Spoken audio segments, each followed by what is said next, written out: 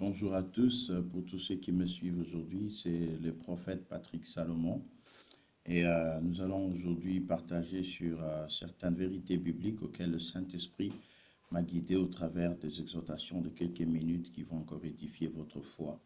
Alors sans plus tarder, nous allons lire dans le livre d'Éphésiens, chapitre 2, verset 7. Et c'est sur base de ça que nous allons un peu parler ensemble concernant l'œuvre de Christ, la position qu'il a accordée à l'homme et le travail qu'il a accompli profondément à la croix pour nous. Vous savez, les Écritures ne sont pas données par hasard. Dieu n'a pas transmis les révélations par des prophètes, par des apôtres inutilement. Ce qu'il a transmis, c'est parce qu'il sait ce qu'il avait dans la tête pour l'homme, les pensées qu'il avait pour la transformation de notre être et pour le changement. La plus grande confusion que nous avons aujourd'hui, c'est qu'au moment où la loi a été donnée, ça sera dans notre prochain enseignement, les gens ont cru que c'était par la loi que Dieu allait justifier les hommes. Et vous remarquez que nous continuons à insister dans nos prédications sur beaucoup de règles qui sont dans la Bible. Mais par contre, ce que nous ne réalisons pas, c'est que l'intérieur de l'homme ne peut pas pousser une personne à vivre réellement ce loi et ces règles qui sont données. Avant que nous puissions approfondir dans Éphésiens chapitre 2, le verset 7, j'aimerais d'abord qu'on puisse vérifier cela dans les livres de Romains chapitre 8. Je vais avec vous dans les livres de Romains chapitre 8. Regardez ce qui rend faible les lois. Et parfois nous tombons dans ces pièges, on ne comprend vraiment pas la mission que Christ est venu exécuter pour nous, parce que notre mentalité est restée dans les choses anciennes. Rappelez-vous, Jésus a dit, vous ne pouvez pas mettre un vin nouveau dans de vieilles outres. Les outres dont il parlait, c'était le système de pensée, les traditions auxquelles on était habitué. Et au moment où Jésus amenait un vin nouveau, une nouvelle doctrine, un esprit nouveau, les gens essaient de mélanger ça avec ce qui était ancien. Et pendant que je méditais dans les Écritures, qu'est-ce qui a fait que Paul ait beaucoup de persécutions? Je me suis rendu compte que c'est à cause de cette vérité-là. Il voulait que les gens comprennent que ce que Jésus a mené était nouveau. Ça n'avait pas le même connotation que ce qu'on a appris sur Moïse, que le loi qu'on avait appris sur Dieu. Dieu avait un objectif derrière le loi qu'il avait donné. Et Paul a expliqué tout ça, mais aujourd'hui nous continuons à croire que c'est par beaucoup de règles, beaucoup de principes religieux qu'un chrétien aujourd'hui peut vraiment vivre la vie des dieux.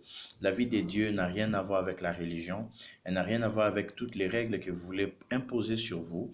C'est la raison pour laquelle vous vous sentez parfois coupable. Vous voulez vivre comme Dieu le veut, vous échouez et vous vous dites, mais j'ai du mal à comprendre cette vie chrétienne, elle est difficile. Elle n'est pas difficile, elle est simple si vous comprenez que le fardeau n'est pas sur vous, mais sur Jésus. C'est pourquoi Jésus a dit, venez à moi, vous tous qui êtes chargés, fatigués, je vous donnerai du repos. Il faut d'abord aller vers le Christ pour avoir le repos. Le repos, c'est pas vous qui essayez de montrer à Dieu que vous voulez le plaire, que vous êtes juste, que vous êtes correct. Rien de tout ça ne pourra vous aider à vivre une vie pure. Regardez ce que Romains chapitre 8, verset 3 nous dit. Il dit, car chose impossible à la loi, parce que la chair, la rendait faible sans force, Dieu a condamné le péché dans la chair en envoyant, à cause du péché, son propre Fils dans une chair semblable à celle du péché. Remarquez, on a dit une chair semblable au péché. C'était semblable, mais c'était pas une chair de péché. Jésus n'avait pas la même chair que moi et toi, mais cette chair a été rendue semblable. Elle avait certaines faiblesses, mais elle ne contenait pas les péchés dedans. C'est ça la différence entre nous et Christ. C'est que nous, le péché habite à l'intérieur. Vous allez remarquer, Paul en parle juste avant, dans Romains chapitre 7, quand il dit, vous allez vérifier, je crois, à partir du verset 18, il dit, ce qui est bon, j'ai laissé n'habite pas en moi, c'est-à-dire dans ma chair. J'ai la volonté, mais non le pouvoir de le faire. Après, il dit, je fais le mal que je ne fais pas le bien que je veux, je fais le mal que je ne veux pas. Il a compris qu'il y a une autre loi qui habitait en lui. Si vous lisez tous les chapitres 7, cette loi, c'est la loi du péché qui vivait en lui. Et cette loi du péché rendait la loi faible. Ça fait qu'au moment où tu dis, je vais marcher selon ce que Dieu veut, mais tu sens qu'il y a une faiblesse qui ne t'empêche pas de manifester ça. Alors, c'est comme un grand trou, un grand espace entre les grands dieux purs, saints, intègres, et un homme renfermé dans le péché, mais on lui dit de vivre la totalité de la vie des dieux. Ça, c'est impossible. Jésus en a parlé aussi dans Luc chapitre 17, quand il dit « Chose impossible à l'homme est possible à Dieu ».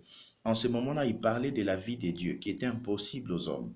Si on ne réalise pas d'abord que la vie des dieux est impossible, on ne verra pas la place de Jésus dans nos vies. On ne comprendra pas c'est quoi la croix de Jésus. On ne comprendra pas pourquoi il est venu. Remarquez dans Romains chapitre 8, verset 3, on dit parce que la loi rendait, parce que la chair rendait la loi faible, qu'on ne pouvait pas obéir, exécuter. C'est pourquoi Jésus est venu. Tu comprends? Donc si Jésus est venu, c'est parce que de toi-même, tu ne peux pas vivre cette vie-là de Dieu. Tu ne peux pas te dire, je vis la sainteté, j'obéis aux lois de Dieu. Non, tu ne peux pas obéir aux lois de Dieu dans la chair humaine. C'est impossible. Ne mets même pas ta confiance dans ta chair, parce que tu vas tomber complètement. Mais on dit, c'est à cause de ça que Jésus est venu. Ça veut dire que pour remédier au problème du péché dans l'homme, nous devons davantage comprendre pourquoi Jésus est venu. Qu'est-ce qu'il est venu faire? La réponse n'est pas dans la chair. Aujourd'hui, nous continuons à prêcher aux enfants de Dieu comme si la solution de la vie chrétienne dépendait des efforts des hommes. Ça n'a rien à voir. On dit c'est pourquoi Jésus est venu. Il est venu et nous allons comprendre les mystères de sa venue et de la position qu'il nous a donnée. Mais ça, c'est pour nous introduire au fait dans le message que Dieu a prévu. Là où tu es, ne te sens pas culpabilisé. Ne te dis pas j'ai essayé, je n'arrive pas. Le problème, c'est que tu dois arrêter d'essayer. Tu dois commencer à tourner ta foi complètement vers le Christ. Tu dois commencer à te dire, Seigneur, de moi-même, je sais que ma chair les rend impossibles, mais je sais que Jésus est venu pour ça. Il est venu pour me montrer la manière à laquelle je peux vivre la vie de Dieu, je peux la manifester pour le bien-être des autres. Et nous allons bien sûr voir dans notre texte de base que j'avais donné dans Éphésiens chapitre 2, dans le verset 6, on dit, il nous a ressuscités ensemble. On dit, il nous a ressuscités ensemble. Jésus n'est pas ressuscité seul. Il est ressuscité avec nous. Nous faisons partie de l'identité de Jésus. Nous faisons partie de lui. C'est-à-dire quand Dieu nous regarde, il veut juger quoi que ce soit sur nous. Il regarde avec qui on est. Donc nous devons comprendre que nous sommes avec Jésus. On n'est pas seul. Si dans ton esprit tu te dis je me bats seul, je réussis seul, tu ne comprends pas le partage, l'héritage auquel tu fais part avec Christ.